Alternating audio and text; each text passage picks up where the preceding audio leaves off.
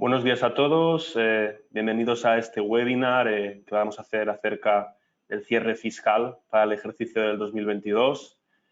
No estoy solo, estoy acompañado de mi compañera Clara de Madrid, somos asesores en GD Asesoría y hoy, como iba diciendo, vamos a hablar de una serie de novedades y sobre todo recomendaciones, ¿no? Como hacemos cada año, respecto a los impuestos principales que tenemos en nuestro sistema tributario. Aquí podéis encontrar un poco el programa de lo que va a ser esta sesión.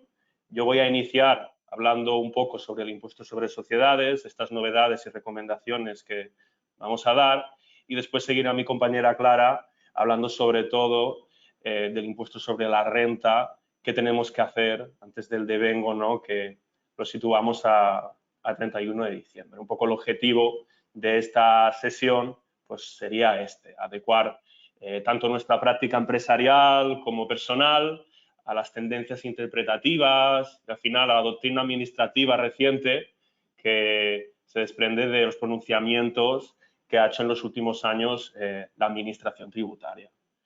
Por lo tanto, sin más dilación, si os parece, damos comienzo a esta sesión y, como comentaba, vamos a empezar con la parte del impuesto sobre sociedades. Básicamente, a efectos del impuesto sobre sociedades, me centraré sobre todo en la parte de revisión de criterios contables y también los distintos ajustes extracontables que tenemos que realizar, ¿no? Porque como ya muchos sabréis o intuís, al final, para determinar la cuota a pagar del impuesto sobre sociedades, partimos de una base imponible que, digamos, es un sucedáneo del resultado contable, ya que a este resultado contable, si hay diferencias entre la normativa contable y fiscal, pues siempre se tienen que hacer una serie de ajustes.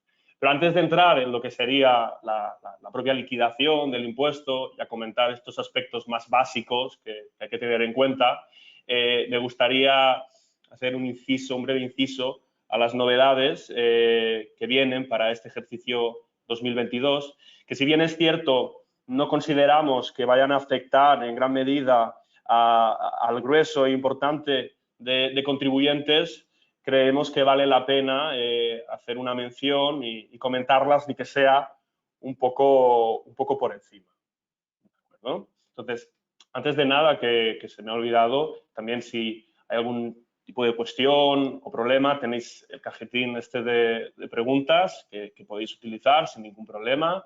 Y si sobra tiempo al final de la sesión o a posteriori, tanto Clara como yo estaremos encantados de responder a vuestras dudas. Entonces, ahora sí que ya entramos en materia. ¿Y qué novedades nos prepara el impuesto sobre sociedades para este 2022? Pues la primera, que yo creo que ha sido pues, de la que más se ha hablado recientemente en este año, es la tributación mínima del 15%, que eso sí aplica a determinados contribuyentes, ¿no? Y al final son aquellos contribuyentes cuya facturación anual supera el límite de 20 millones de euros. Por tanto, aquí ya podemos ver que, digamos, la gran mayoría del tejido empresarial en España que se forma por pymes, esta medida realmente no le va a afectar, ¿no? Es más aplicable a multinacionales, a grandes empresas que tributaban a un tipo nominal del 25%, pero después, sobre todo, a raíz de beneficiarse de una amalgama de deducciones que contempla la normativa, el tipo efectivo no superaba ni el 10%, ¿no? En algunos casos. Entonces, un poco lo que se quiere es combatir esta desigualdad a efectos del tipo efectivo entre empresas grandes y pymes. En segundo lugar, de novedades, tendríamos la reducción de la bonificación aplicable a arrendadores de viviendas. Como ya sabéis, las entidades que se dedican al arrendamiento de viviendas a efectos del impuesto sobre sociedades pueden aplicar un régimen especial que es muy beneficioso porque consta o tiene una bonificación en cuota del 85%. ¿Qué es lo que ha pasado con esta bonificación del 85%? Que a partir del 2022 ha habido una reducción y en vez del 85% estaríamos hablando ahora de un 40%. Eso no significa que ahora tengamos que irnos al régimen general. Sigue siendo más beneficioso este régimen especial si se cumplen los requisitos. Pero sí que es verdad que ahora ya no es tan atractivo, quizás, ¿no? Para algunos. En tercer lugar, respecto a este primer bloque de novedades, tendríamos una nueva deducción para aquellas empresas que hagan aportaciones a fondos de pensiones cuyos beneficiarios sean sus empleados, ¿no? Establezcan estos sistemas de retribución flexible, retribución en especie, como sería la aportación a un fondo de pensiones, ¿no? Esto dará derecho a una deducción del 10% sobre estas contribuciones, eso sí, siempre sujeto a ciertos límites. Pero bueno, también es una forma que tiene el legislador de fomentar los planes de pensiones empresariales, que ya lo está haciendo en sede de otros impuestos, como en el impuesto como en el IRPF, ¿no? Que comentará más adelante mi compañera Clara. Y finalmente, libertad de amortización en inversiones que utilicen energía renovable. Pues esto va un poco a contestar o a combatir esta situación que vimos actualmente de crisis energética, un poco incentivar unas conductas más verdes, ¿no? O ecológicas, podríamos decir. Y si yo voy a invertir, si yo voy a comprar activos, pues mejor comprar activos que utilicen energías renovables, ¿no? ¿Qué es esto de la libertad de amortización? Pues básicamente, la norma general es que yo la amortización, el gasto, lo tengo que ir deduciendo durante un número X de años. Si yo puedo aplicar libertad de amortización, porque es una inversión que utiliza energías renovables, puedo acelerar esa amortización y, por ejemplo, el primer año, en el momento de la compra, ya puedo deducirme la amortización íntegra de ese activo en cuestión, ¿no? Lo cual es bastante beneficioso, porque cuando se trata de gastos, a mí lo que me interesa es adelantarlos lo máximo posible para, de esta forma, conseguir un diferimiento en el pago del impuesto sobre sociedades, ¿no? En vez de dármelo durante 5 o 10 años, pues ya en el momento cero, hoy, me doy todo el gasto y difiero, no tengo que pagar tanto en impuestos sobre sociedades ahora y ya lo pagaré más tarde, ¿no? En todo caso. Pues estas serían un poco las novedades que nos preparan para el año 2022. Y ahora ya saltamos al bloque de recomendaciones, ¿de acuerdo? Y lo que he hecho, para hacerlo un poco más dinámico, más didáctico, que se entienda mejor, he intentado, en vez de soltar aquí un rollo teórico que nos dormimos todos al final, pues lo he intentado ejemplificar con casos prácticos para hablar de estos puntos clave que hay que tener en cuenta a la hora de liquidar nuestro impuesto sobre sociedades de nuestra empresa.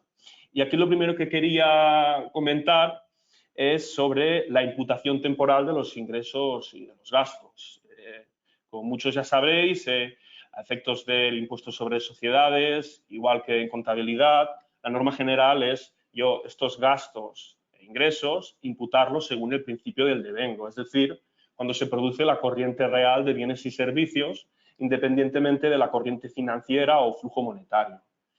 Pues es cierto esto, esta es la norma general, pero en algunos casos, lo cual nos puede beneficiar bastante, podemos aplicar criterios distintos de imputación, como sería el criterio de caja.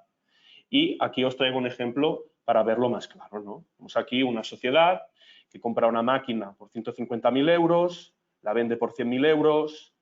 En el momento de la venta, en su balance, esa máquina figuraba con un valor neto en libros de 50.000 euros, por lo tanto, si yo lo vendo por 100.000 cuando vale 50.000, mi beneficio son 50.000 euros. ¿Qué pasa aquí? Que se nos presenta el siguiente calendario de pagos. De los 100.000 euros que hemos pactado, en 2022 me va a pagar 60.000, el 60%, y en 2023 me va a pagar el 40% restante, que son 40.000 euros, si llegamos a los 100.000 euros que se habían pactado, ¿no? Contablemente, yo aquí lo que tendré es un ingreso de 50.000 euros en el 2022, que es cuando entrego el bien, cuando vendo la maquinaria. Sin embargo, fiscalmente, en estas operaciones con precio aplazado, cuyo vencimiento es superior a un año, puedo diferir ese ingreso fiscal en función de los pagos. Y aquí es lo que estamos haciendo. Respecto al 2022, como yo no he cobrado el 100%, solo he cobrado el 60%, a la hora de preparar, de calcular mi impuesto sobre sociedades como ingreso fiscal, solo consideraré el 60% del beneficio de 50.000 euros. ¿de acuerdo? Lo cual son 30.000 euros. Y en 2023, que ya cobro el 40% restante, entonces aquí lo que haré será declarar el ingreso restante, que son 20.000 euros, hasta llegar a estos 50.000 euros, que es el beneficio que he conseguido por la venta de la máquina. Por tanto, yo acabaré pagando el mismo impuesto, pero en vez de pagarlo todo en el 2022, pagaré una parte en el 2022 y la otra en el 2023. Cuando estamos hablando de ingresos, a diferencia de los gastos, aquí yo no quiero acelerarlos, yo quiero postergarlos en el tiempo para diferir de nuevo el pago en el impuesto sobre sociedades. Es una estrategia que tenemos aquí para optimizar el pago de la cuota tributaria. Vamos con más casos que nos dan bastante juego. Aquí tenemos el caso de las amortizaciones, ¿de acuerdo? Y vemos este supuesto y comentamos, a ver, a efectos fiscales, qué formas tenemos para optimizar este gasto por amortización, ¿no? Tenemos aquí una sociedad que compra un ordenador el 1 de enero del 2022 y el precio, sin IVA, serían 2.000 euros, ¿de acuerdo? Entonces, la entidad dice, yo creo que este ordenador me va a durar 5 años. Entonces, pues, a efectos contables, para amortizar, que al final es reflejar la depreciación efectiva de un activo, pues voy a aplicar un porcentaje de amortización contable del 20%, ¿no? Es lo que veis aquí en la tabla de la derecha, en la segunda columna, AC, esa amortización contable. Veis que durante estos 5 años, del 22 al 26, amortizo el 20% de 2.000, que es el valor del ordenador. Entonces, cada año, contablemente, yo en mi cuenta de resultados tengo un gasto de 400 euros. ¿Qué pasa fiscalmente? Que fiscalmente hay una serie de métodos de amortización. El más habitual, lo que utilizamos normalmente, es la amortización según unas tablas oficiales que publica Hacienda. Y aquí en esa tabla, básicamente, lo que nos muestra son coeficientes de amortización máximos anuales. ¿De acuerdo? Con el caso de los ordenadores, el coeficiente máximo de amortización es un 25%.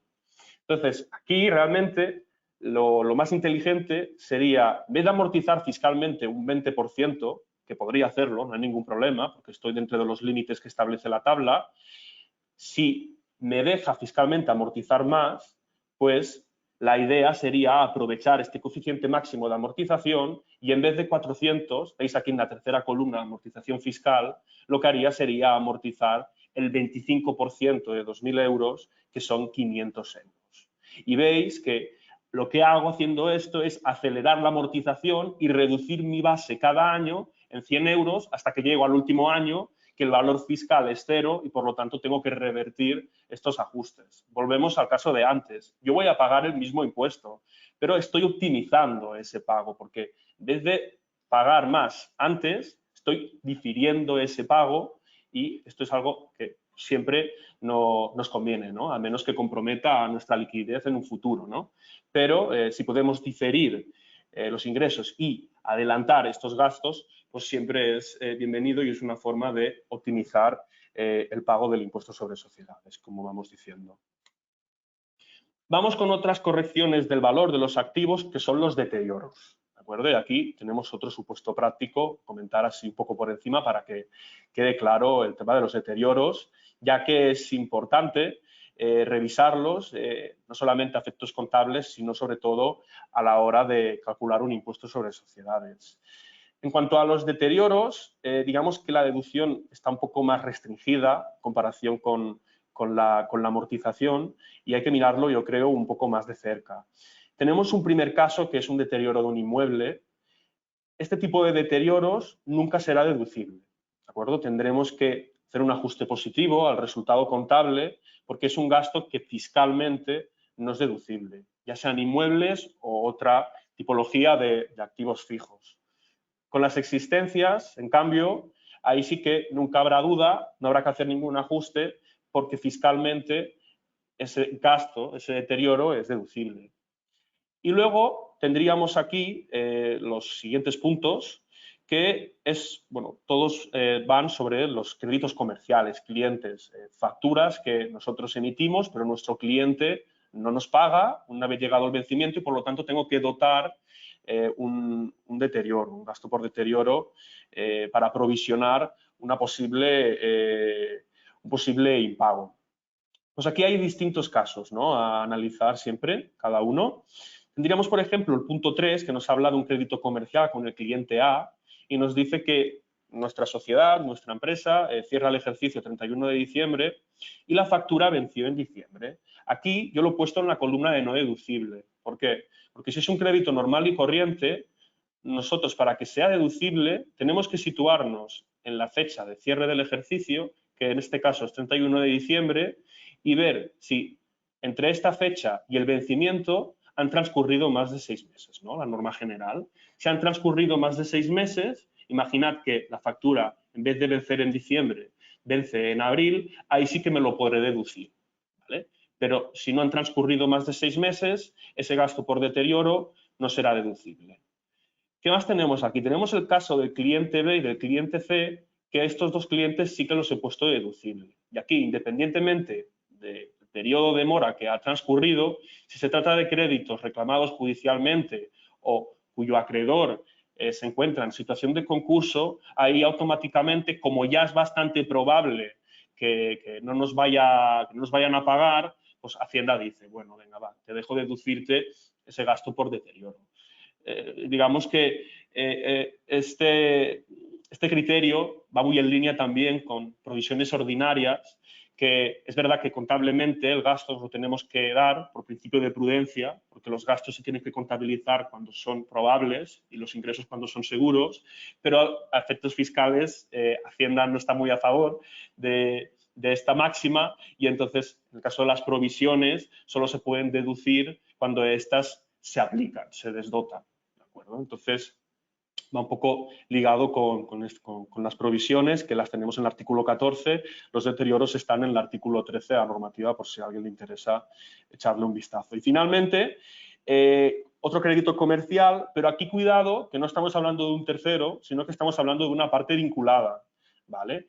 En este último caso, vemos que está en situación de concurso, pero no se ha iniciado la fase de liquidación. Cuando es parte vinculada, no basta que esté en situación de concurso. Para que sea deducible el deterioro, además de estar en situación de concurso, se tiene que haber iniciado la fase de liquidación, ¿vale? Entonces, cuidado con estos créditos con partes vinculadas, que estemos en la última fase del concurso, porque si no, Hacienda nos va a negar la deducción de este deterioro por el crédito que no estamos cobrando en vencimiento.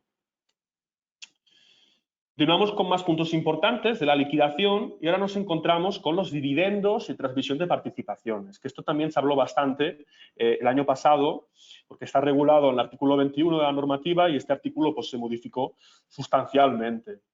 Tenemos aquí el supuesto, para verlo más claro, una sociedad, la sociedad D, ha percibido unos dividendos, tenemos una filial que nos paga unos dividendos de 120.000 euros y adicionalmente, nos dice que la participación que da derecho a este dividendo reúne las características siguientes. Nos dice que la matriz, que somos nosotros, la sociedad D, tiene una participación del 30% y además esta participación la tiene desde hace 3 años. Nos pregunta, primero, si este dividendo tengo que declararlo íntegramente a efectos fiscales, ¿no?, o hay algún tipo de exención. Pues efectivamente, aquí se cumplirían los requisitos y se podría aplicar la exención del artículo 21. ¿De qué requisitos estamos hablando? Pues básicamente los requisitos principales son 2. El primero es que como mínimo se ostente una participación del 5% en la filial que me reparte estos dividendos y que yo la tengo que declarar. Y un segundo requisito, que es que la participación en esta filial, la mantenga de forma ininterrumpida durante mínimo 1 año. ¿De acuerdo? Entonces, si yo cumplo estos 2 requisitos, me puedo beneficiar de la exención del artículo 21. Y aquí en esta tabla en azul que veis, estoy aplicando dicha exención. Yo contablemente, mi resultado financiero, pues tiene un ingreso financiero que son estos 120.000 euros. Pero fiscalmente solamente estoy declarando 6.000 euros, lo cual me lleva a hacer un ajuste negativo en el resultado contable para determinar la base imponible de 114.000 euros. Antes de esta modificación, a la que hacía alusión antes, la exención era de un 100%. Ahora hay que ir con cuidado porque, por norma general, la exención se ha reducido a un 95%. ¿De acuerdo? Entonces, como veis aquí, estoy declarando 6.000 euros, que es el 5% de estos 120.000 euros que está sujeto y no exento al impuesto sobre sociedades. ¿Vale? Entonces, sigue estando muy bien esta exención y hay que considerarla siempre que se pueda, pero que vigilar que ahora pues habrá una parte que sí que tributará. Vamos con más. Otro punto clave también que muchos clientes nos preguntan, el tema de las sanciones, de las multas. Aquí tenemos 3 supuestos. Voy a centrarme en el segundo y en el tercero, ¿vale? Porque el primero es un poco más raro, pero bueno, también se puede ver. El segundo me habla de sanciones y recargos, 5.000 euros, y que se deriva de incumplimientos con la seguridad social. Yo contablemente, esto lo voy a contabilizar, ¿no? En una 678 contra mis bancos, 5.000 euros, vale. ¿Qué pasa fiscalmente? Que todos estos conceptos que tengan carácter punitivo, como serían sanciones y recargos, ya sea Hacienda, Seguridad Social, DGT, hablando de tráfico, ¿no? Cualquier otro organismo público, no será deducible. Entonces, veis aquí que tengo que ajustar el resultado para calcular la base y sumarle estos 5.000 euros que a efectos fiscales no son deducibles, ¿vale? Entonces, todas las sanciones y recargos que se reciban, cuidado, hay que estar atentos, porque además esto Hacienda lo tiene controlado en los datos fiscales, según el organismo, y si nos lo deducimos es muy fácil para ella emitirnos un requerimiento y regularizarnos la situación tributaria con los consiguientes recargos, intereses, multas que se podrían derivar de este procedimiento tributario. ¿Y qué pasa con los intereses de demora, que normalmente pues, van un poco de la mano con las sanciones y los recargos? Pues con los intereses de demora, aquí hay una diferencia de tratamiento y sí que son deducibles. No tengo que hacer ajuste alguno, porque ya se ha dicho en numerosas ocasiones que los intereses no tienen carácter punitivo, sino que tienen un carácter más bien indemnizador.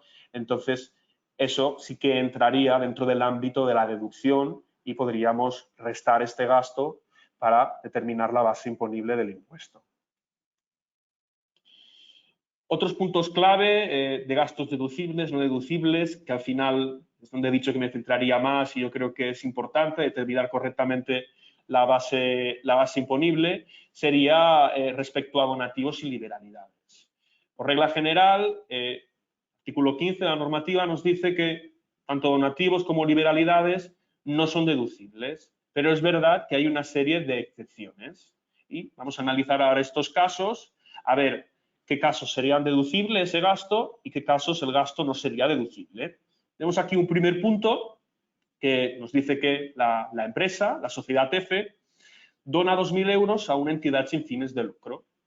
Ahora que se acerca la Navidad, ¿no? Pues tiene el espíritu solidario y dice, mira, voy a donar 2.000 euros a una entidad sin fines de lucro. Entonces, aquí cuidado porque como es un donativo, no es un gasto deducible. Tendré que hacer un ajuste positivo al resultado contable. Pero sí que es verdad que luego en cuota, después de aplicar los tipos impositivos, tendré derecho a una deducción.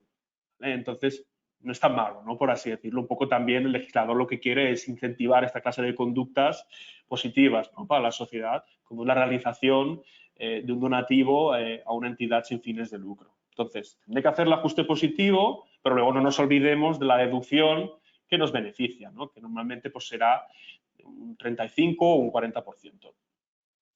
¿Qué más tenemos aquí? Una cena de Navidad para sus trabajadores, 4.000 euros. Aquí cuidado, que este supuesto tiene trampa y lo que sean atenciones a trabajadores, ¿de acuerdo? Si se corresponden a usos y costumbres, serán deducibles. Entonces ahora la cena de Navidad, que muchas empresas hacen, pues será un gasto deducible. Pero siempre que sea una actividad que se hace, pues en este caso, anualmente, que se corresponda a unos usos y costumbres. Si es la primera vez que se hace esta cena de Navidad, yo que soy muy prudente, a lo mejor no me lo deduciría. Luego otro asesor quizás diría, bueno, Vamos a ser un poco, no vamos a ser tan exigentes, ¿no? Pero si es la primera vez, iría con cuidado. En la segunda y posteriores veces, ahí ya tenemos una primera factura y si Hacienda nos requiere, podemos decir, sí, es una liberalidad a mis trabajadores, pero es un uso y costumbre y aquí te presento la factura del año pasado para que veas que pues, se cumple esta habitualidad en la actividad. ¿Qué pasa con los regalos? Aquí he puesto clientes, pero pueden ser proveedores también. Son deducibles, pero con un límite. Y este límite es el 1% de la cifra de negocios, del importe neto de la cifra de negocios del ejercicio que estoy liquidando. Aquí veis arriba en el enunciado que he puesto la cifra de negocios, 100.000 euros, porque me interesa para este tercer punto, ya que el 1% de 100.000 euros son 1.000 euros, como los regalos son 500 euros, este concepto me lo puedo deducir plenamente en el impuesto sobre sociedades. Diferente sería si en vez de 500 euros los regalos ascendieran en el año a 2.000, entonces aquí habría una parte, los primeros 1.000, que me podría deducir porque está dentro del 1% del importe neto de la cifra de negocios, pero el exceso ahí ya, ser tan generoso, digamos, no me beneficia, ¿no? Y finalmente, un evento por 12.000 euros para promocionar productos, pues aquí todo lo que sean eventos relacionados con la promoción de un producto de la empresa, pues en principio no habría ningún problema, no habría ningún límite a su deducción, aunque estemos hablando de donativos y liberalidades. Otro punto importante y también bastante en boga, ¿no?, del que se ha hablado bastante, es esto que lo tenemos en el artículo 15, ¿no?, que le llaman así un poco raro, ¿no?, actuaciones contrarias al ordenamiento jurídico. Esto, principalmente de lo que se habla más es de la retribución a administradores, ¿vale? Nosotros, si nuestro administrador, ya sea único, solidario, mancomunado, consejeros, no es un cargo gratuito, reciben una retribución, es muy importante que plasmemos de forma detallada esta retribución en los estatutos de la sociedad y que se apruebe por la Junta, por el socio, debidamente. Si no cumplimos este requisito que se contempla en la legislación mercantil, hemos visto casos en los que Hacienda viene y dice, vale, sí, en principio el gasto por el sueldo del administrador es deducible, pero no lo has puesto en los estatutos. Por lo tanto, es una actuación contraria al ordenamiento jurídico y no te dejo deducirte esta remuneración al administrador. Esto es bastante cuestionable, ¿no?, lo que dice Hacienda en los últimos años, esta contestación que nos da, y de hecho, pues últimamente se está viendo que hay posibilidad de recurso en estos casos. Pero yo lo que haría es mejor no liarnos con recursos que podemos estar años luchando contra Hacienda.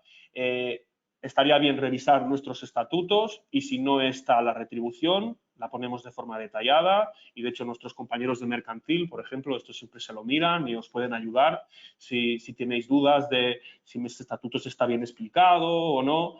Es muy importante, aunque haya posibilidad de recurso, por si acaso, no arriesgarse, dejarlo todo bien detallado y así seguro que por ahí Hacienda no nos puede atacar a la deducción de este gasto. ¿Qué más tenemos por aquí? Reserva de capitalización. ¿Vale? ¿Qué es esto de la reserva de capitalización? Pues esto al final, una vez ya hemos hecho todos estos ajustes que hemos comentado de gastos deducibles, gastos no deducibles, ingresos declarables, ingresos exentos, se puede hacer una serie de reducciones antes de aplicar los tipos impositivos, que bueno, al final el tipo general es un 25%, y una de estas reducciones que yo normalmente aplico es la reserva de capitalización, ¿no? Esta reserva de capitalización está para incentivar la capitalización de las empresas. Es decir, si éstas obtienen beneficios, en vez de distribuirlos, pues se los quedan, ¿no? Capitalizan y aumentan sus fondos propios, ¿vale? Y tenemos aquí un ejemplo para que se vea claro el cálculo y tener un poco más en cuenta cómo se tendría que hacer correctamente. Nos dice que en 2021 la sociedad H tuvo unos beneficios de 80.000 euros. En el 2022, a 30 de junio, pues se reúnen los socios y deciden distribuir estos 80.000 euros de la forma que tenéis aquí abajo. Tenemos una parte que va a reserva legal, que es obligatoria, de 5.000 euros, otra parte que va a reserva voluntaria, 40.000 euros, y luego dicen, bueno, para retribuir a los socios 35.000 euros en dividendos. Pues aquí tendríamos derecho a una reducción de 4.000 euros, que ¿cómo se calculan estos 4.000 euros? Yo miro el acta de distribución del resultado y del beneficio, la parte que yo haya capitalizado de forma voluntaria, no porque me lo diga la ley de sociedades de capital, por ejemplo, como sería en el caso de la reserva legal, me da, digamos que es la base, estos 40.000 euros, que es el incremento de los fondos propios, y a este incremento, si lo multiplico por el 10%, veis que tengo aquí una reducción, que está muy bien, no son 4.000 euros, que a efectos de impuesto después de tipo se traduciría en 1.000 euros, ¿no? Si aplico un 25% de ahorro fiscal, ¿vale? Entonces, esto de la reserva de capitalización yo creo que es algo bastante interesante y a veces no se usa, en mi opinión, todo lo que se debería, ¿no? Sobre todo en empresas que siempre tienen beneficios y los van acumulando, ¿no? Es una cosa que yo creo es una herramienta útil para incrementar el ahorro fiscal. Eso sí, hay una serie de requisitos. Tengo que mantener este incremento en los fondos propios durante 5 años. Si tengo pérdidas contables, no se entiende incumplido este requisito. Entonces ahí podemos estar tranquilos y luego por el importe de la reducción tengo que dotar una reserva indisponible que va a ser indisponible durante 5 años. ¿Vale? Estos serían 2 requisitos adicionales a tener en cuenta para poder beneficiarme de esta reducción que en el supuesto este que os presento son 4.000 euros, que no está nada mal. ¿Qué más reducciones antes de aplicar los tipos tendríamos? Pues en el caso de sociedades, si yo he tenido pérdidas en años anteriores, que esto suele pasar, ¿no? Cuando acabo de constituir una sociedad, lo normal es que en los primeros años tenga pérdidas, pues lo bueno es que estas pérdidas las podré compensar de forma indefinida con los beneficios que vaya a tener en un futuro, ¿vale? Y aquí pues, veis un ejemplo, una sociedad, la I, que se constituyó en el 2021, tuvo unas pérdidas de 90.000 euros y en 2022 lo hizo muy bien y ya consiguió un beneficio, tenía un resultado fiscal positivo que nos dice que fue 120.000 euros. ¿Cuál será la base imponible resultante de este 2022 después de compensar las pérdidas del 2021? Pues aquí la idea y lo que nos dice la normativa es que la compensación, si mi cifra de negocios del año anterior es inferior a 20 millones de euros, que es lo que pasa en la mayoría de los casos, en este supuesto la compensación es un 70% de esta base imponible previa. Pero el primer millón siempre va a ser deducible. Entonces, en este caso, que veis, ¿no? Me sale que la base imponible son 120.000 euros. Si hago el 70% de 120.000 euros, creo que son 86.000 o no llega a 90.000, pero abajo veis que la base imponible es 30.000, que me resto las pérdidas del 2021 íntegras, los 90.000, porque el primer millón pues siempre va a ser deducible, ¿no? Entonces, bueno, tener en cuenta que está ese 70% por ahí en la normativa, pero el primer millón en pérdidas siempre me lo podré restar y es importante pues, no olvidarnos de compensar estas pérdidas. Vamos ahora con, y ya casi terminamos, ¿no? Los puntos claves del impuesto sobre sociedades. Vamos con las empresas de reducida dimensión. Las pymes, primero, efectos de impuestos sobre sociedades, ¿qué se considera empresa de reducida dimensión? Pues la regla general nos dice que una empresa será de reducida dimensión cuando en el año anterior su importe neto de la cifra de negocios sea inferior a 10 millones de euros. Entonces, en la mayoría de casos nos encontraremos que tenemos este estatus de empresa de reducida dimensión. ¿Y qué es lo que significa tener este estatus de empresa de reducida dimensión? Que puedo aplicar una serie de incentivos que son muy beneficiosos y aquí os he presentado los distintos incentivos que este tipo de entidades pueden aplicar, ¿no? Tendríamos, por ejemplo, libertad de amortización, siempre sujeto a ciertos requisitos como el mantenimiento de la plantilla, que haya un crecimiento de esa empresa. Si hay un crecimiento de esa empresa, pues los activos que compre, en vez de amortizarlos fiscalmente a 10 años, en el momento de la compra, como decíamos antes al principio, puede coger y decir, pues mira, esta máquina que me ha costado 100.000 euros, pues los 100.000 euros ya el primer año me los doy como gasto por amortización fiscalmente. ¿Vale? Esto, adelantamos gasto, aceleramos amortización, nos interesa.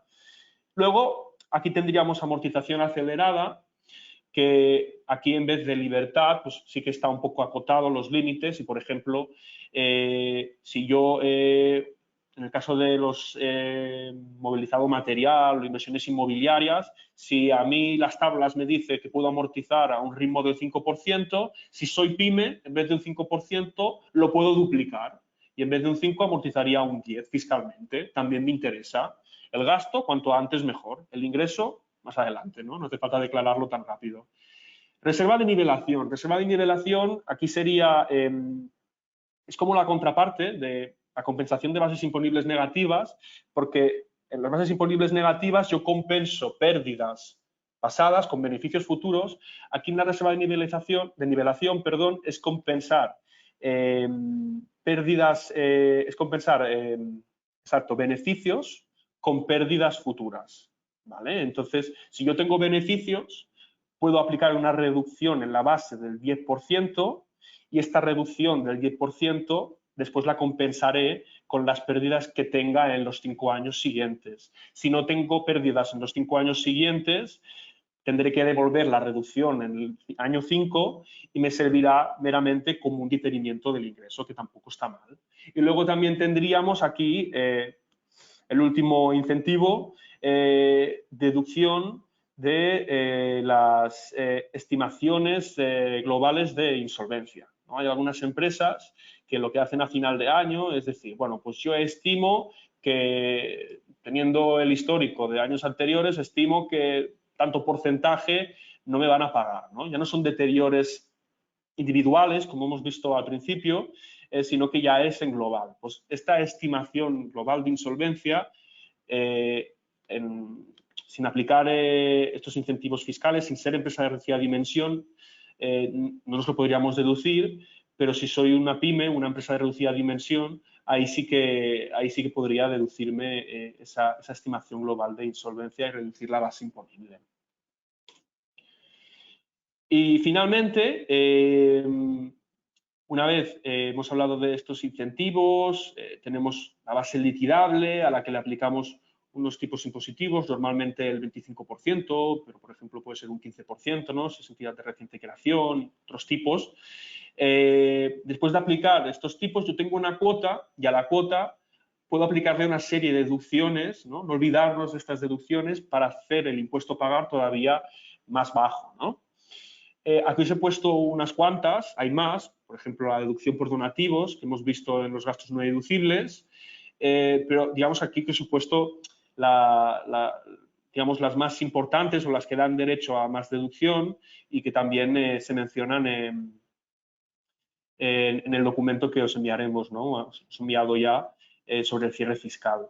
Tenemos aquí la más importante y la más beneficiosa, que es deducción en I+D+I, innovación, desarrollo, investigación, ¿vale? Que esta es, si os dedicáis a este sector que os permite hacer este tipo de inversiones, es muy interesante esta deducción, porque estamos hablando de porcentajes de deducción más elevados de lo normal. Después también para empresas que están en etapa de crecimiento, que están aumentando la plantilla, si se mantiene este aumento de la plantilla, si se crea empleo, también hay deducciones para esta creación de empleo y hay un incremento de esta deducción si se contrata a personal con discapacidad, ¿no? Con cierto grado de discapacidad. Aquí también, pues, si hacemos este tipo de contrataciones, a la hora de determinar el impuesto sobre sociedades, es importante recordarlo para ver si podemos tener acceso a alguna deducción.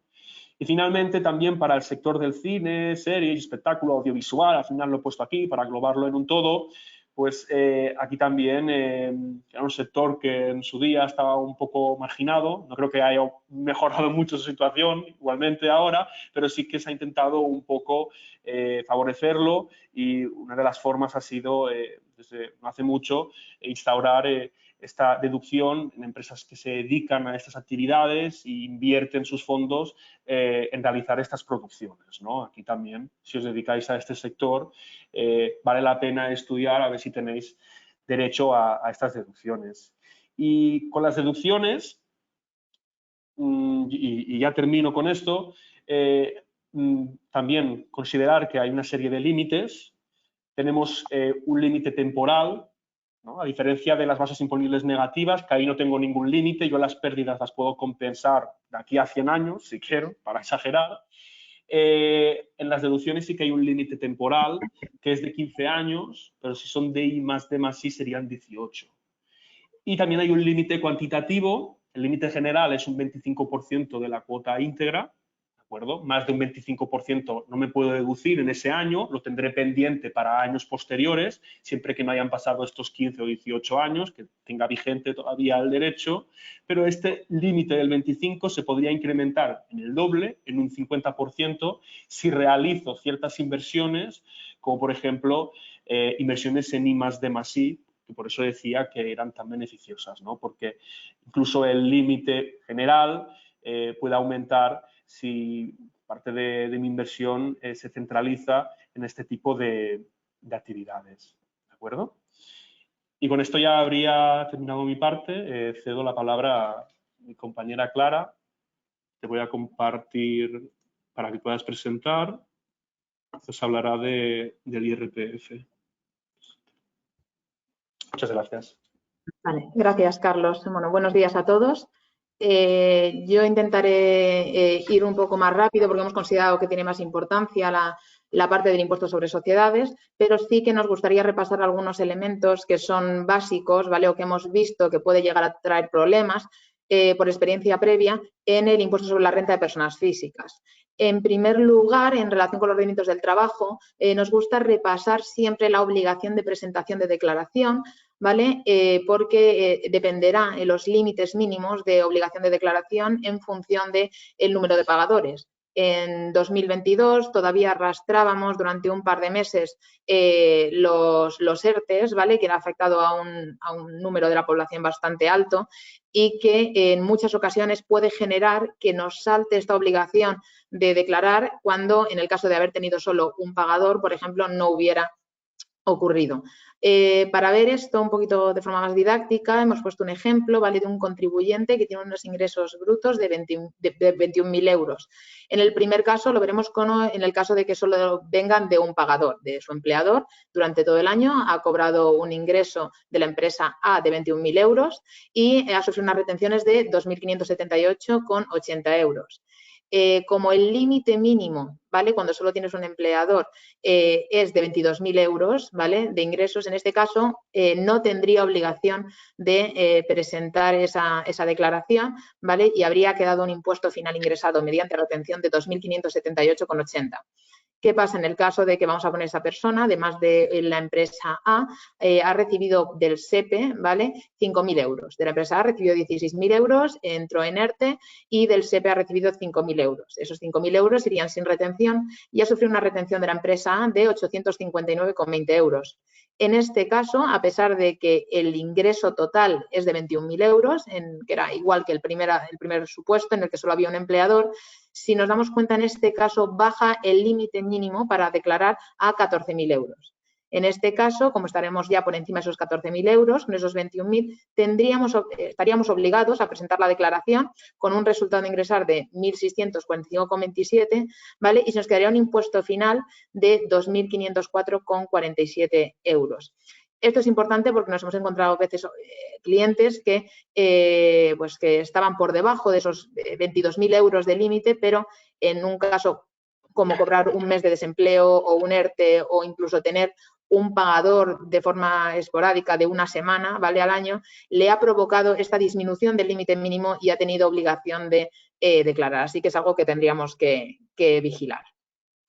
También en relación con rendimientos del trabajo, nos gustaría hablar de las percepciones de bonus, ¿vale? Hemos puesto un ejemplo de un bonus por antigüedad. En este caso, la percepción de bonus pues, puede aumentar, obviamente, nuestra base imponible y puede hacer que, veamos un incremento del tipo de gravamen aplicable, ¿vale? A nuestra base imponible general.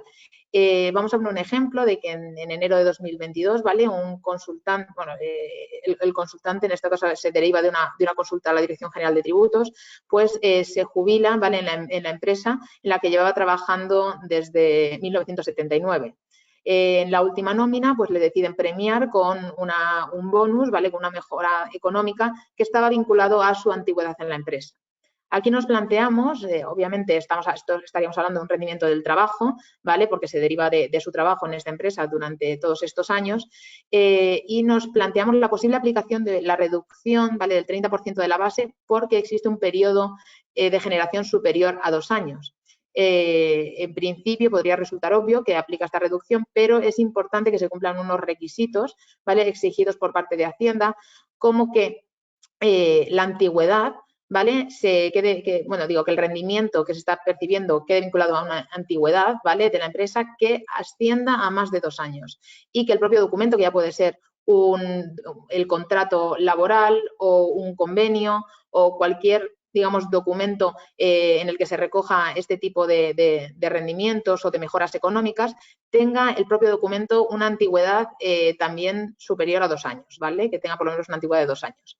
La cuantía máxima de rendimiento a la que se podemos aplicar esta reducción sería de 300.000 euros anuales, y es muy importante tener en cuenta que en el plazo de los 5 periodos impositivos anteriores, en el que este bonus sea exigible, sea recibido, no hayamos aplicado una reducción sobre otros rendimientos, ¿vale? Que hayan tenido un periodo de generación superior a 2 años. En el caso de que, en este caso, el importe de bonus sería de 50.000 euros, tendría una antigüedad recogida en convenio desde el 1 de enero de 2006, por lo que sí estaríamos cumpliendo esa antigüedad de 2 años, por lo menos, de recoger en un documento el bonus de antigüedad. Luego, la aplicación de reducción de los 5 periodos impositivos previos no se habría dado. Entonces, aplicaríamos la reducción del 30%, que haría que el rendimiento a incluir en la base imponible, en vez de ser los 50.000 euros, serían 35.000 euros, que obviamente es un ahorro fiscal interesante para este tipo de rendimientos. Solo a modo de mención, queríamos hablar de los rendimientos del trabajo en especie, que sí nos parece una alternativa para ver un ligero ahorro fiscal en nuestra declaración de la renta, al dejar ciertos rendimientos en especie, es decir, digamos, rendimientos que sean por utilización, por consumo, por obtención para fines particulares de bienes, de servicios, de forma o gratuita o por un precio menor, ¿vale? Que nos da el empleador, como puede ser los famosos tickets restaurante o tarjeta restaurante, que también está admitida, por pagar el seguro médico a través de la empresa, que sí, a final de año, aunque no sea muy abultado, sí que puede, darnos un pequeño ahorro fiscal que consideramos que es necesario revisar porque merece la pena en muchas ocasiones. Luego también una cosa que nos hemos encontrado bastante es que en ocasiones hay clientes que por desconocimiento no aplican determinadas exenciones.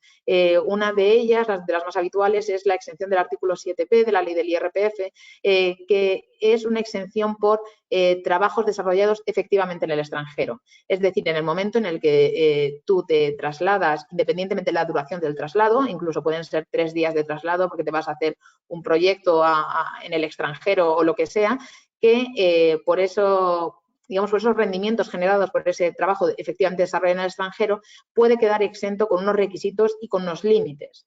Los requisitos legales que se establecen en la ley para, tanto en la ley como en el reglamento del IRPF para poder aplicar esta exención es que, obviamente, el contribuyente sea considerado residente fiscal en España y declare mediante el modelo 100 del impuesto sobre la renta de personas físicas, que los trabajos han de realizarse físicamente en el extranjero. Es decir, no nos vale un teletrabajo para una empresa en el extranjero, sino que tiene que haber un traslado físico del trabajador al extranjero, que en el país de destino, el país al que nos trasladamos, tenga un impuesto de naturaleza idéntica, análoga al IRPF, es decir, quedan excluidos los paraísos fiscales. Esto normalmente lo tenemos cubierto cuando nos trasladamos a un país en el que tenemos un convenio para evitar la doble imposición, ¿vale? Firmado entre ese país y España. Y, por último, que dichos trabajos se realicen para una empresa o entidad no residente en España o un establecimiento permanente radicado en el extranjero. Es decir, por ejemplo, podemos tener el caso de un trabajador que está contratado por un empleador español y que por un proyecto, vamos a poner que se vaya a Francia a trabajar para un cliente de la empresa española para un proyecto que tiene en Francia. En ese caso se cumpliría el requisito de un traslado físico y de digamos que ese trabajo se realice para esa entidad no residente en España. Debemos de tener en cuenta, ¿vale?, que el límite máximo de la exención son 60.100 euros anuales, que digamos, el cálculo de esta exención se hace en función del bruto diario, ¿vale?, que corresponde al trabajador en función de los días que esté en el extranjero, y que este régimen es incompatible con el régimen de excesos, que es un régimen que también se basa en dejar, digamos, fuera de tributación rendimientos por trabajos desarrollados en el extranjero, pero con otra modalidad. Pero nos parece que los rendimientos del trabajo que quedan exentos por el 7P son más habituales de lo que es el régimen de excesos y que muchas veces no se aplica por desconocimiento. Simplemente como mención, a partir del 1 de enero de 2023 se establece la tendencia que ya encontramos en 2022 de limitar las aportaciones a planes de pensiones. Con efectos a partir del 1 de enero de 2023 se establece el límite general, que sigue siendo 1.500 anuales, que ya lo era este año, y ese límite se incrementa en 8.500 euros anuales si estamos hablando de contribuciones del empleador, de contribuciones empresariales, y también el incremento será de hasta 4.250 euros anuales en el caso de estos supuestos que ponemos aquí, por ejemplo, como las aportaciones a planes de pensiones de trabajadores autónomos. Es importante que ese límite de los 8.500 euros anuales y el incremento de los 4.250 euros anuales conjuntamente en ningún caso podrá superar los 8.500 euros anuales. Esto simplemente como mención para que veamos esta tendencia a reducir estas aportaciones de planes de pensiones que cada vez hacen menos atractivo, digamos, este tipo de inversiones. Pasaríamos también al rendimiento de capital inmobiliario. Es muy habitual que contribuyentes, personas físicas, tengan una segunda residencia que explotan mediante arrendamiento, que la alquilan, y debemos de tener en cuenta, ¿vale?, cómo tributan, qué gastos deducibles podemos incluir y qué reducciones son susceptibles de aplicación en este tipo de casos. Los rendimientos, digamos, partiríamos de unos rendimientos íntegros, que sería el alquiler percibido. Vamos a poner el caso de un alquiler que recibamos 15.000 euros al año por alquiler de una vivienda a una familia que tiene allí su vivienda habitual. Y luego, como gastos deducibles, ¿vale?, podríamos incluir diferentes gastos. En principio, ¿qué nos dice la ley? Dice que todos los gastos necesarios para la obtención de esos rendimientos íntegros, es decir, todos los gastos que necesitemos incurrir para poder percibir un alquiler, además de los gastos por amortización, amortización por la depreciación efectiva del inmueble. En relación con estos gastos del rendimiento de capital inmobiliario, tenemos de hacer una diferenciación. Por un lado tenemos los gastos de intereses y de gastos financieros, ¿vale?, por la adquisición, por ejemplo, de ese inmueble, por el pago de, por ejemplo, intereses de una hipoteca, y los gastos de conservación y reparación, como puede ser pintar, cambiar el marco de una puerta, todo lo que sea para mantener el buen estado y la capacidad de uso de ese inmueble. En el caso de los gastos de conservación y reparación, tenemos que tener cuidado de no estar hablando de gastos de mejora. Por ejemplo, una casa que no tuviera una instalación de calefacción, haber incluido de una instalación de calefacción no se consideraría una conservación o reparación, sino que se consideraría mejora, y en este caso estaríamos hablando de un mayor valor de adquisición y no nos lo podríamos deducir como gastos de conservación y reparación, sino mediante amortización. Estos dos tipos de gastos, tanto los de intereses como de conservación y reparación, no pueden exceder en ningún caso el rendimiento íntegro obtenido, es decir, el rendimiento del alquiler, pero estos gastos que incurramos en estos dos tipos por ejemplo, conservación y reparación, no los perdemos, sino que los podremos aplicar en el caso de que no tengamos rendimiento íntegro suficiente en los 4 periodos impositivos siguientes. Es importante decir, por ejemplo, que los intereses por ejemplo, de una hipoteca no podremos deducirlo si son previos a la formalización del contrato de alquiler, ¿vale? Y luego tenemos otros gastos, como es el gasto de amortización, que se aplicará el 3% sobre el mayor de dos valores, que es el valor catastral o el coste de adquisición, siempre excluyendo la parte correspondiente al valor del suelo, porque el suelo no se amortiza. Y luego tenemos otros gastos genéricos como tributos, comunidad, primas de seguro, servicios y suministros, siempre que no los repercutamos a la persona que está alquilada. Y digamos que todos estos gastos que sean tendentes a la adquisición de este alquiler podrían llegar a ser deducibles. Importante con los rendimientos del capital mobiliario es la posibilidad de aplicar una reducción del 60% para el alquiler de un inmueble destinado a vivienda. Esto nos parece importante porque con este tipo de aplicaciones que han dejado que sea mucho más fácil el alquiler vacacional y que no sea un alquiler destinado a vivienda habitual, muchas veces podemos confundir cuándo es de aplicación esta reducción del 60% a los rendimientos del capital inmobiliario. Solo podremos aplicar esta reducción cuando los bienes inmuebles sean destinados a vivienda habitual. Es decir, cualquier alquiler destinado a apartamento turístico, es decir, que no haya una intención de que se convierta en vivienda habitual, no podremos aplicar esta reducción del 60%. Pongamos un ejemplo, unos ingresos íntegros por rendimiento de capital inmobiliario por alquiler de 10.000 euros anuales, unos gastos deducibles de 3.500 euros anuales y se nos quedaría un rendimiento neto positivo después de restar esos rendimientos íntegros los gastos de 6.500 euros.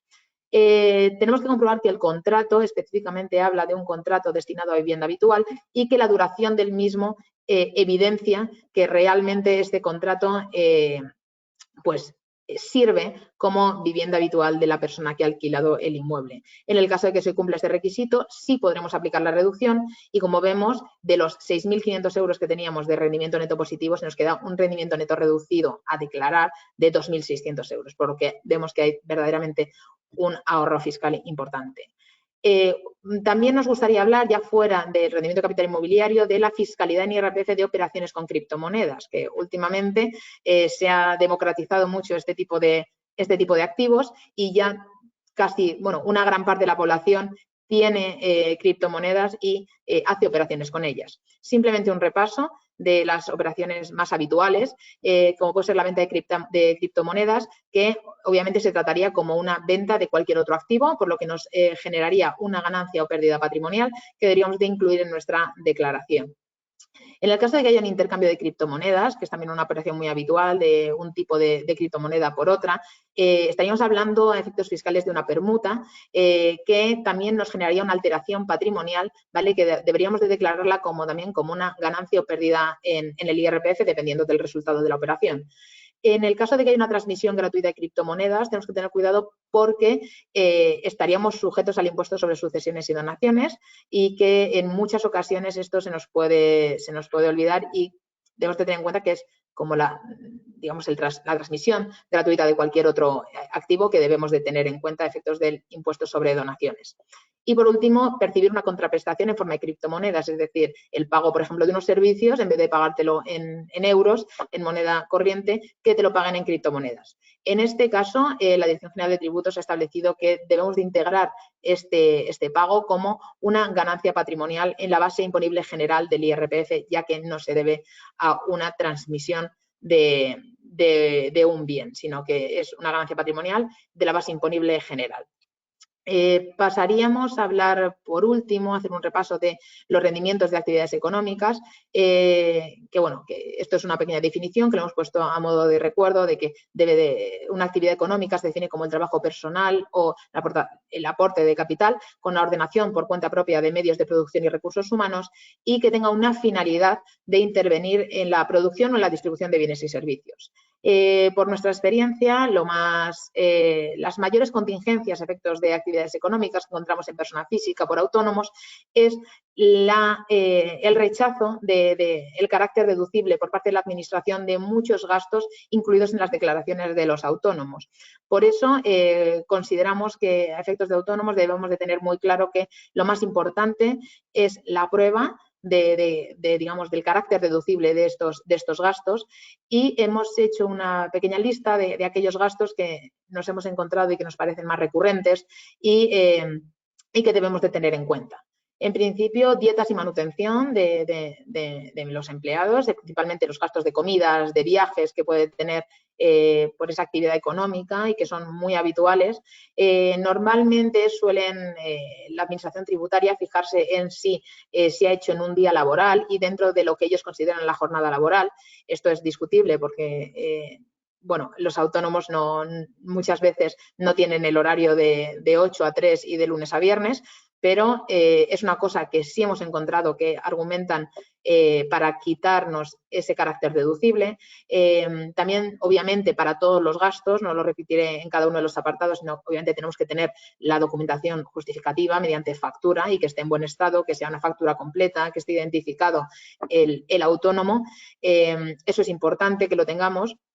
También nosotros recomendamos siempre que si se hace todo por mediante pago electrónico, que no haya una confusión de cuenta bancaria de la actividad económica con la cuenta bancaria personal, porque esto nos puede traer bastantes problemas de prueba, por lo que siempre recomendamos que haya, por ejemplo, una tarjeta de crédito, de débito, que sea usada exclusivamente para la actividad. También hacer una relación de la agenda de mails, de reuniones con clientes, que se vea, digamos, esa verdadera materialidad de que estamos incurriendo un gasto por un viaje, por una comida, porque realmente estamos con un cliente y que se pueda demostrar. Ya os decimos por mails, por agendas, pero tiene que ser una combinación de varias pruebas. Si aportamos, por ejemplo, una agenda, no será suficiente normalmente. Los gastos también relacionados con vehículos, en este caso, también estamos hablando de una cuestión de prueba y el problema que tenemos es que necesitamos que haya una utilización exclusiva para la actividad económica, por lo que un coche, digamos, un coche normal, que no sea un coche para una actividad, pues una furgoneta o un coche que implique una actividad económica como tal, sino un coche normal que podemos tener todos. Muchas veces tenemos el problema de que la prueba de esa exclusividad se nos convierte en un problema. Entonces, en el caso de que sí estemos hablando de una verdadera exclusividad de uso, tenemos que buscar la forma, ya sea por, pues que se pueda demostrar que ese coche se queda en los garajes de la empresa y no se mueve y haya alguna manera de, digamos, de demostrarlo. Solemos, ya os decimos, tener ese problema de prueba que es importante que lo tengamos claro antes de incluir estos gastos relacionados con los vehículos, tanto por un renting, por carburantes, por parking. Tenemos que ser capaces de demostrar que hay una afectación exclusiva de ese vehículo al uso profesional. En el caso de los suministros, tenemos que acreditar, obviamente, para todos los gastos, que hay una vinculación, hay una correlación con esa obtención de ingresos de la actividad. En el caso de que, por ejemplo, estamos hablando de un autónomo, que es muy habitual que tenga su negocio dentro de su vivienda, que haya una declaración de esa afectación de parte de la vivienda, que sea demostrable mediante planos, fotografías, de que realmente hay un uso de parte de la vivienda para la actividad, porque tiene un despacho, una sala para recibir clientes, y en ese caso sí que nos podremos deducir una parte, un porcentaje de los suministros de luz, por ejemplo, que correspondan a esa parte. Una cosa que tenemos que tener en cuenta es que en facturas de proveedores, en muchos casos, por ejemplo, de telefonía, tenemos incluidos otros servicios como pueden ser Netflix, como pueden ser televisión, que en muchos casos es suficiente para que invaliden la deducibilidad de ese tipo de suministros, porque ya se considera que obviamente este tipo de servicios no tienen ningún tipo de vinculación con la actividad. En el caso de primas y seguros de enfermedad, el autónomo se puede deducir 500 euros anuales para cada una de las personas de su unidad familiar, que es el propio autónomo, su cónyuge no separado y los hijos menores de 25 años que convivan con el contribuyente, es decir, que estén dentro todavía de la unidad familiar. Y por último, en el caso de gastos de formación, que también los hemos visto habitualmente, es importante que estos gastos de formación queden claramente relacionados con la actividad, ya que nos hemos encontrado en ocasiones cursos que se hacen autónomos y que la Administración Tributaria considera que no tienen una relación suficientemente estrecha con la actividad como para ser, digamos, considerados deducibles. En principio, de actividades económicas, nuestras recomendaciones, como ya os he dicho, es simplemente una cuestión de prueba, adelantarnos a esta documentación que, en caso de comprobación, nos va a solicitar la agencia tributaria mediante agendas, mails, relacionar todos los gastos importantes de gastos, de viajes, desplazamientos, con reuniones, con mails de clientes y, sobre todo, eso, pago electrónico siempre y con una tarjeta, con una cuenta bancaria que no se use de manera personal para evitar esa confusión de patrimonios personales y profesionales que nos pueden dar luego quebraderos de cabeza a efectos de comprobaciones por parte de Hacienda. Y bueno, en principio esto sería todo. Nos hemos pasado, yo creo, un poquito de tiempo, unos minutos, así que disculpadnos. Si tenéis cualquier pregunta en relación con tanto la parte de impuestos sobre sociedades como de impuestos sobre la renta o alguna cuestión que no hemos tratado y que se ha quedado en el tintero, os invitamos a que nos escribáis un mail o por el propio chat ahora o directamente un mail a nosotros para que en cuanto podamos os respondamos a las preguntas. Así que nada, muchas gracias por asistir al webinar y simplemente comentaros que también de cara al impuesto sobre el patrimonio, este impuesto nuevo del impuesto temporal de solidaridad sobre las grandes fortunas, simplemente recordaros que mañana también impartiremos un webinar en relación con este último impuesto temporal que nos parece interesante para personas físicas, sobre todo los residentes en Madrid, que les va a afectar, les puede llegar a afectar directamente y que eso, mañana comentaremos en ese webinar este impuesto. Así que nada, un placer. Discúlpame Sí. un momentito, porque justo nos acaban de escribir una pregunta, entonces si quieres te la traslado, que solo es una. Cuéntame. Comentan, respecto al 7P, sé que muchas veces hay resistencia de la Administración para reconocerlos e incluso hay que llegar a litigar para poder reconocerse esas exenciones. ¿Cuál es la tasa de éxito cuando se solicitan? Bueno, la tasa de éxito no me atrevo a decirla. Es verdad que sí tenemos que diferenciar aquellos 7P que aplicamos, por ejemplo, en el caso que hemos dado de un empleado que está aquí en una empresa española y que se va a prestar un servicio efectivamente para un cliente, ¿vale?, de nuestra empresa española. Ahí normalmente, si tenemos, digamos, la prueba documental suficiente de billetes de avión, de que realmente ha habido un certificado de traslado para prestar ese servicio, que se pueda demostrar documentalmente, no solemos tener muchos problemas de aplicación de esta exención. Donde sí nos ponen más problemas es cuando estamos hablando de un traslado físico para desarrollar un trabajo al extranjero para una parte vinculada de nuestro empleador. En este caso sí que es verdad que tenemos que probar que hay un aporte de valor añadido que suele ser más complicado. Yo siempre recomiendo que cuando estamos ante un 7P no hagamos una aplicación directa, porque bueno, la exención la podemos aplicar de tres maneras: mediante retención, el propio empleador, no suele ocurrir, por lo que la pregunta bien comenta de que muchas veces encontramos cierta resistencia por parte de la Administración y el empleador normalmente no quiere asumir ese riesgo de retención. Lo podemos aplicar también directamente en el modelo 100, ¿vale? Que en este caso, oye, es probable que, bueno, es muy, muy probable que nos hagan una comprobación, ¿vale? Y que tengamos que demostrar que ese 7P aplicado es correcto.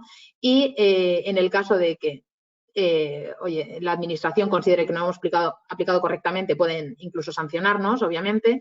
Entonces, yo siempre recomiendo que lo hagamos por la tercera vía, que es por solicitud de rectificación de autoliquidación, que presentemos cuando no tengamos muy claro si tenemos la documentación o nuestra argumentación tiene el peso suficiente para que haya una aplicación de esta exención del 7P, sin dudas, que lo hagamos mediante una solicitud de rectificación de autoliquidación. Presentamos el modelo 100 y de forma posterior hacemos esa solicitud pidiendo que se incluya la exención del 7P y haciendo esa solicitud de devolución de ingresos indebidos, es decir, pedir la devolución de lo que hemos pagado de más.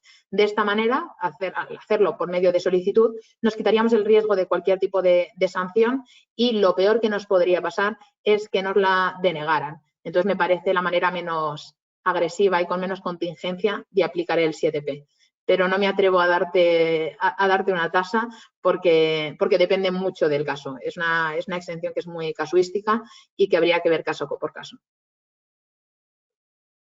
Genial, Clara, muchas gracias por tu respuesta. Por el momento no nos llegan más preguntas y bueno, yo me sumo a lo que comentaban mis compañeros Carlos y Clara. Muchas gracias a todos por asistir y cualquier duda o cualquier cuestión la podéis dejar en el cajetín o escribirnos directamente a nosotros. Muchas gracias a todos los asistentes. Que tengáis un buen día. Gracias. Gracias.